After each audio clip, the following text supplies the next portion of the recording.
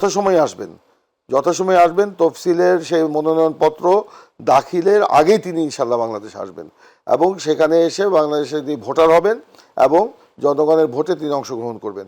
আসেন না আমার এলাকার ব্যাপারে বলছেন, আমরা জনগণের মধ্যে আমাদের যে ভবিষ্যৎ পরিকল্পনা, প্রান্তিক কৃষকের জন্য বা একটা গরিব, আমরা একটা দরিদ্র পরিবারের জন্য যে আমরা যে মানে প্রণোদনাগুলো দিতে চাচ্ছি, কিংবা এই যে বিনামূল্যে চিকিৎসার ব্যাপার, বেকার ভাতা, কিংবা 1.5 কোটি কর্মসংস্থান, এই যে কৃষি বিমা, মৎস্য বিমা, এগুলো যখন বলছি মানুষ কিন্তু এগুলো নতুন এবং মানুষ কিন্তু ব্যাপক আগ্রহের সৃষ্টি হয়েছে। তার পাশাপাশি আমার নিজের কিছু অঙ্গীকার আছে। আমি ডেমোক্রেটিক একটা প্রসেসে বিশ্বাস করি। আমি বলেছি আমি যদি নির্বাচিত হই তাহলে আমি একা নির্বাচিত হব না, আমার এলাকার সকল জনগণ এমপি হবে, নির্বাচিত হবে। কিভাবে? তাদের হাতে ক্ষমতা থাকবে।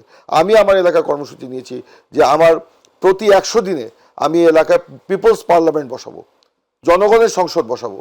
সেই জনগণের সংসদের সদস্য হবেন ওই এলাকার ভোটাররা, এবং কি আমার সাথে যারা প্রতিদ্বন্দ্বিতা করবেন তাদেরকেও ওই জনগণের সংসদে আমি নিয়ে আসবো। নিয়ে এসে আমি সেখানে নিজের জবাবদিহিতা করব।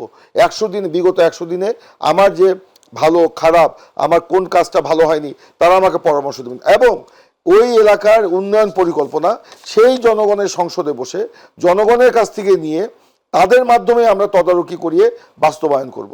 এবং এটা মানুষের মধ্যে একটা ব্যাপক উৎসাহের সৃষ্টি হয়েছে এবং আমি দেখছি যে মানুষ কিন্তু আজকে বিএনপির দিকে ঝুঁকে পড়ছে এবং দল মত নির্বিশেষে ধানের শীষ কিন্তু একটা ঐক্যের প্রতীকে পরিণত হতে যাচ্ছে।